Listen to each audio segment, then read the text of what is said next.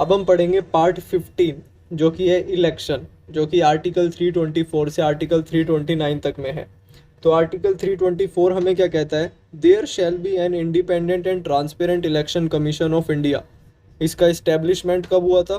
25 जनवरी 1950 को, जिसको हम नेशनल वोटर्स डे भी कहते हैं, यानी 26 जनवरी जो वो वाला दिन था उससे एक दिन पहले। इसका काम क्या है? Election of president, election of vice president, election of Lok Sabha, election of legislative assembly. Article 324 का 2, election commission is composed of chief election commissioner and 2 election commission which is appointed by the president of India. इनका term होता है 6 years और 65 years of age. Article 325, electoral roll. For the election of Lok Sabha and Legislative Assembly, the Election Commission of India will play an electoral role. One cannot be discriminated on the basis of his religion, caste, race, and birthplace. Article 326, adult vote right. Constitutional right है ये हमारा adult vote right. Minimum age पहले 21 थी, लेकिन 61st amendment act 1989 से इसको 18 कर दिया गया। अब है legislative power related to the election. तो इसमें आता है article 327, parliament has the right to make laws for Lok Sabha elections. Article 328, parliament has the right to make laws for legislative assembly elections. Article 329, the laws made by the Parliament for Lok Sabha and Legislative Assembly election cannot be challenged in courts. If there is any dispute during elections, then that can be taken to High Court and then taken to Supreme Court. All the dispute related to elections of the President and Vice President will be taken in the Supreme Court. अब हम पढ़ेंगे works of the Election Commission. To conduct the election of President, Vice President, Lok Sabha and Legislative Assembly. To prepare the electoral roll for the elections. To give recognition to different political parties. To allot the election symbol to political parties. To manage the elections. To give advice to President and Governors in terminating the membership of the MPs and MLAs. To define the constituencies for elections. To give training to the voters to cancel the election from any constituency in case of the booth capturing or counting of votes and declare of the result. The Chief Election Commissioner is independent of the executive control because his salary, tenure or condition of services are provided for in the Constitution. He cannot be removed except in a manner like grounds as a judge of the Supreme Court. तो अब हम पढ़ेंगे part 16 जो कि है special provision for the special categories. इसमें आता है आर्टिकल 330 से 342 तक। ठीक है, तो आर्टिकल 330 हमें क्या कहता है? Reservation for SC and ST इन लोकसभा। 331 क्या कहता है, जो कि अब टर्मिनेट हो चुका है, कि reservation of 2 Anglo Indians in Lok Sabha. 332 हमें क्या कहता है? Reservation for SC ST in legislative assembly. 333 हमें क्या कहता है? Reservation for 1 Anglo Indian in legislative assembly. 334 हमें कहता है duration of the reservation for SC ST is 10 years. अभी 104th कॉन्स्टिट्यूशन अमेंडमेंट एक्ट जो हुआ था उसमें इनकी ड्यूरेशन 2030 तक कर दी गई। Article 335, reservation for SC ST in post. Article 366, an Anglo Indian can not be discriminated to get the post in central services. Article 338, provision of the national commission for the welfare and development of the scheduled caste. Article 338A, provision of the National Commission for the Welfare and Development of the Scheduled Tribes.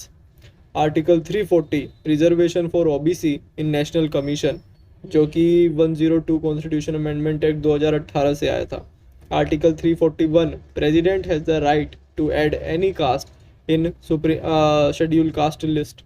और article 342, president has the right to add any caste in the scheduled tribe list. Provision of the special grants by center to state for meeting the cost of a scheme of welfare designed for ST and raising the level by administration in scheduled areas. अब आता है part 17 जो कि है official language. इसमें है article 343 से लेके आर्टिकल 351 तक। तो आर्टिकल 343 क्या कहता है? Hindi shall be the official language of the union and script will Devanagari. इसका डिक्लेरेशन नेशनल हिंदी डे कब होता है? 14 सितंबर 1949 को। और वर्ल्ड हिंदी डे कब होता है? 10 जनवरी को। ठीक है, ये जो अप्लाई कब हुआ था, Hindi shall be the official language of the union and script will Devanagari, ये हुआ था 26 जनवरी 1965 को। आर्टिकल 344 हमें क्या कहता है? Official language commission and the parliamentary committee after 5 years of applying the constitution and after that for every 10 years an official language commission will set up. ठीक है, इनके काम क्या होते हैं?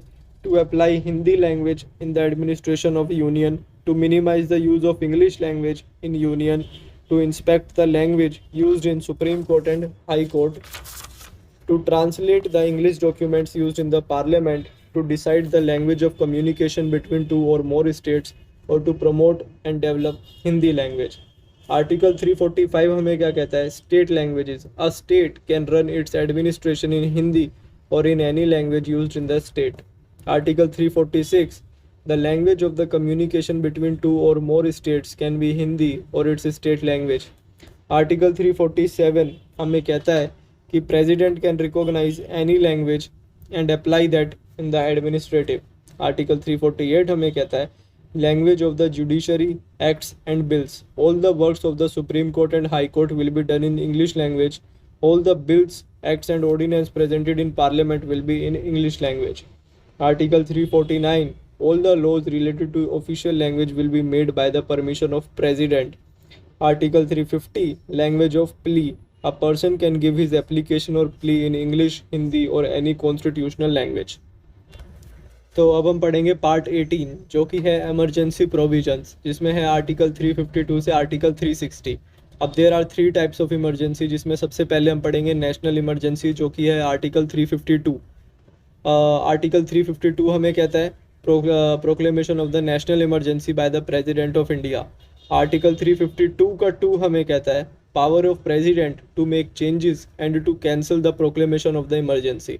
352 का 3 हमें कहता है प्रेसिडेंट कैन चेंज और cancel the emergency only by the written recommendation of the PM and the council of ministers.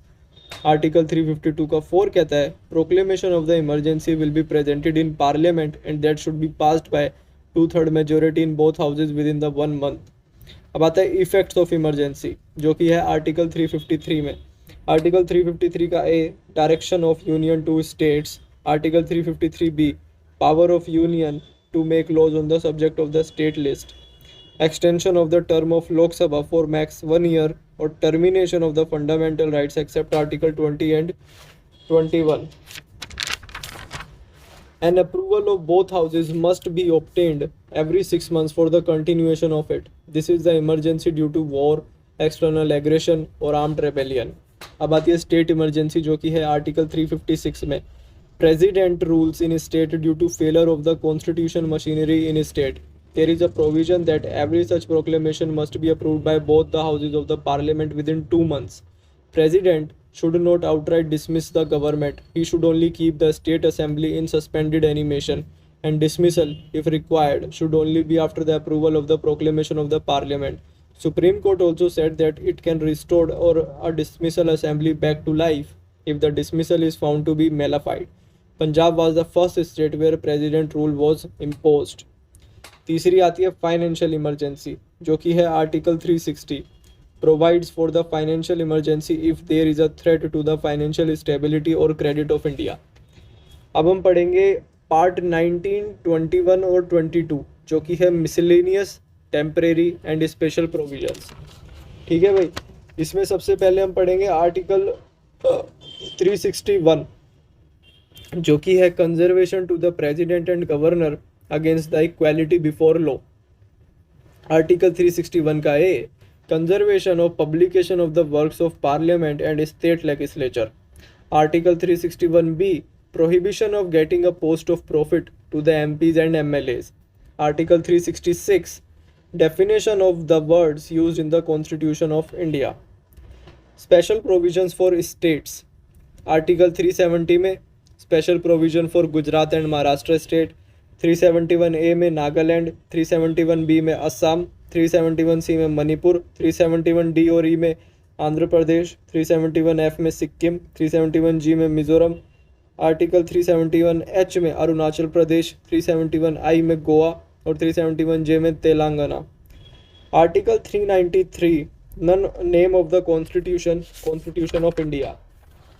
Article 394 15 articles of Indian Constitution will be applied from 26 November 1949.